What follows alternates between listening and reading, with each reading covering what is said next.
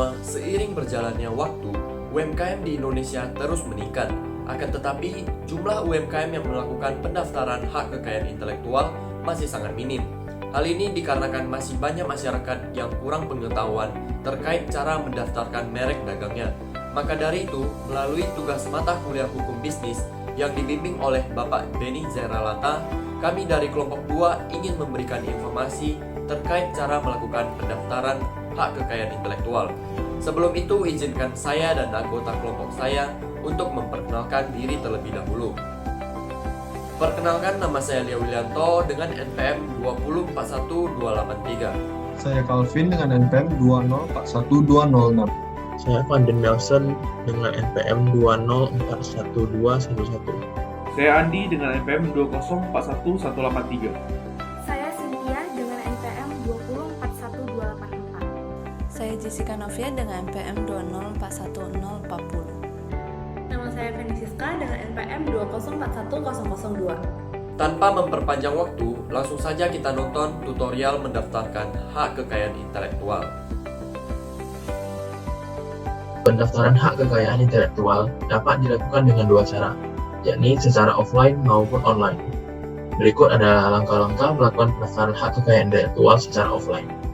Langkah pertama, pemohon harus melakukan permohonan ke Direktorat Jenderal Kekayaan Intelektual atau DJKI ataupun kantor wilayah dengan melampirkan beberapa berkas yang diperlukan. Langkah kedua, pemohon mengisi sebanyak 2 rangkap untuk formulir permohonan yang memuat A. Tanggal, bulan, dan tahun surat permohonan. B. Nama, alamat lengkap, dan kewarganegaraan pemohon. C. Nama dan alamat lengkap kuasa apabila pemohon diajukan melalui kuasa. Dan D. Nama negara dan tanggal penerimaan permohonan yang pertama kali dalam hal permohonan diajukan dengan hak prioritas. Langkah ketiga, pemohon melakukan pembayaran biaya permohonan pendaftaran merek.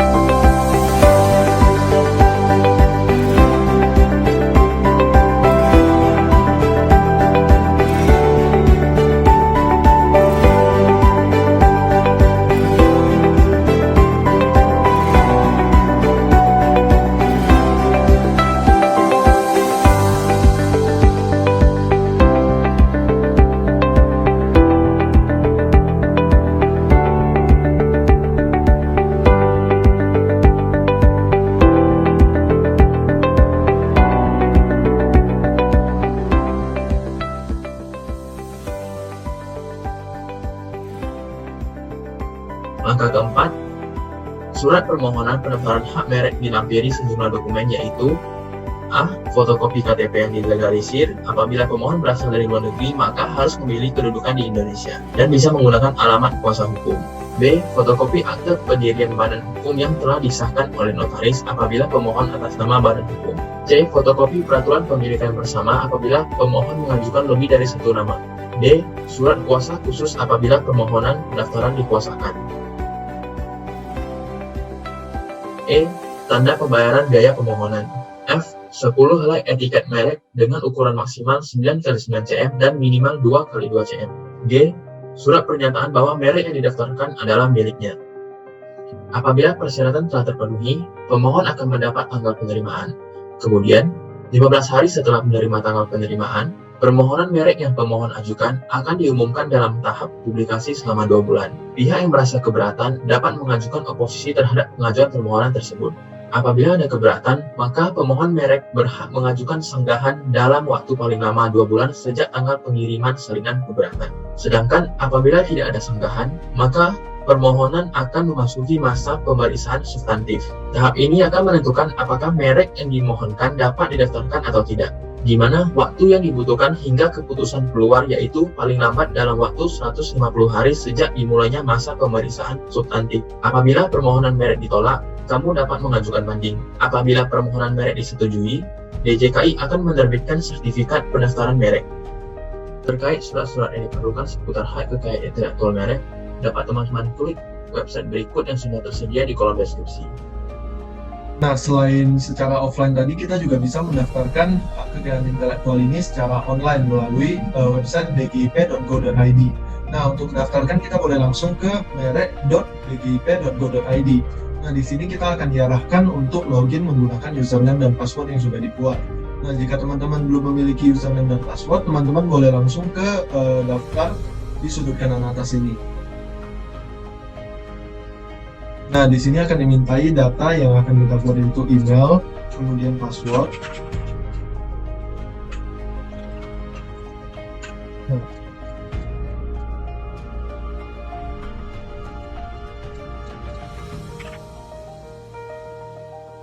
Nah, jika teman-teman yakin data yang udah diisikan udah sesuai, maka teman-teman boleh langsung klik pernyataan ini, kemudian isi CAPTCHA ini.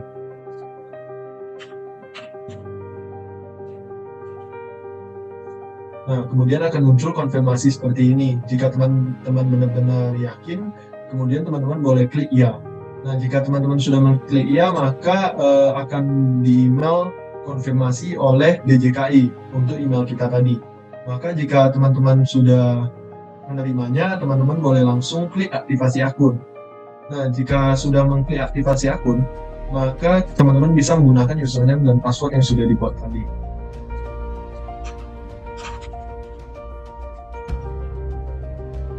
Nah, di sini saya sudah masuk ke dalam dgip.go.id-nya, maka akan muncul tampilan seperti ini. Nah, untuk mendaftarkan, teman-teman boleh langsung ke permohonan online, kemudian klik tambah. Nah, di sini akan muncul apakah Anda sudah memiliki kode billing. Jika teman-teman belum memiliki kode billing, maka boleh klik belum. Kemudian akan dimintai tipe permohonan, jenis, dan pilihan kelas. Nah, jika teman-teman sudah mengisinya dengan sesuai, maka teman-teman boleh klik pesan kode billing. Nah, setelah mengklik pesan kode billing ini, maka akan muncul kode billing beserta informasi-informasi lainnya. Nah, setelah sudah memiliki kode billing tersebut, kita klik tambah dan klik sudah.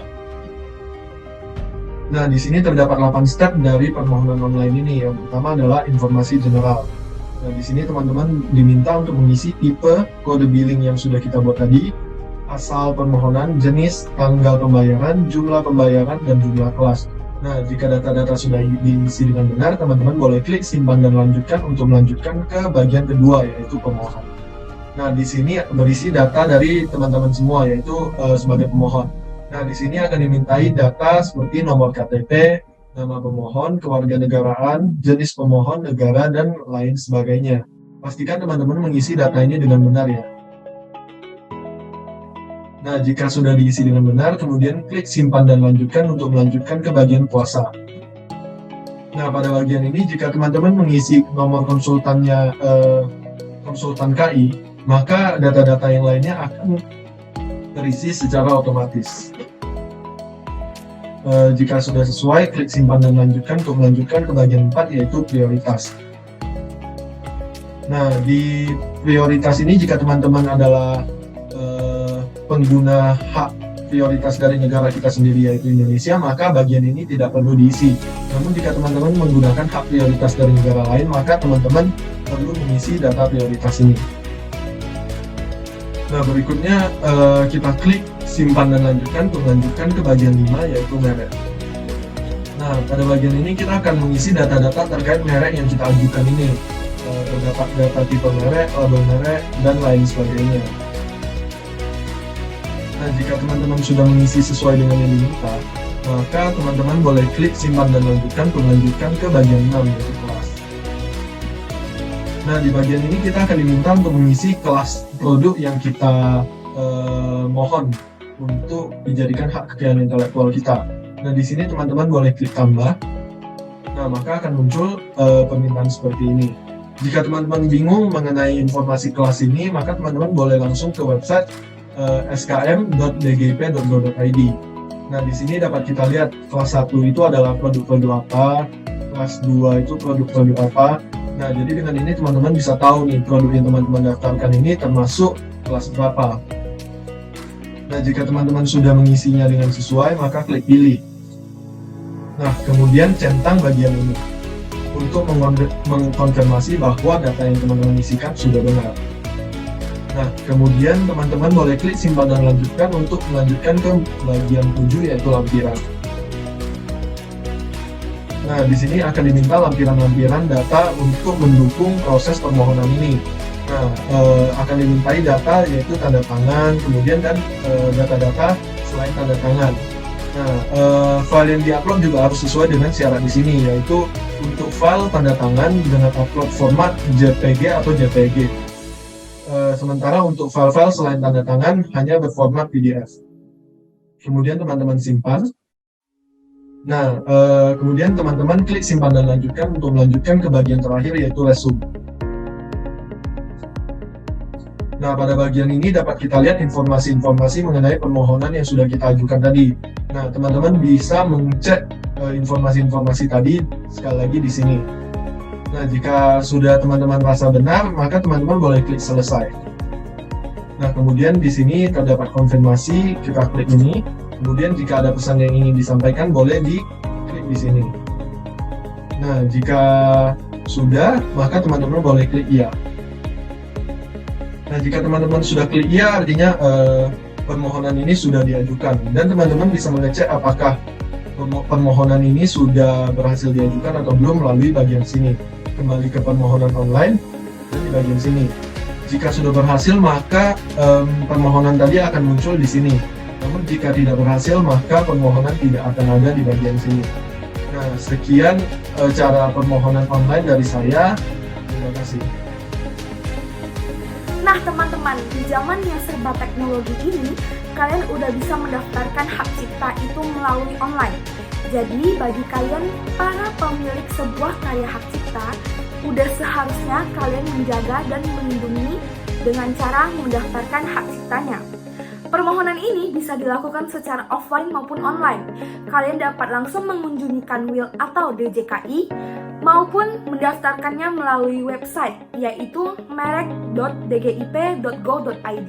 Sekian video mengenai tata cara mendaftarkan merek secara offline ataupun online. Mohon maaf apabila terdapat kesalahan dalam pengucapan kata dan terima kasih.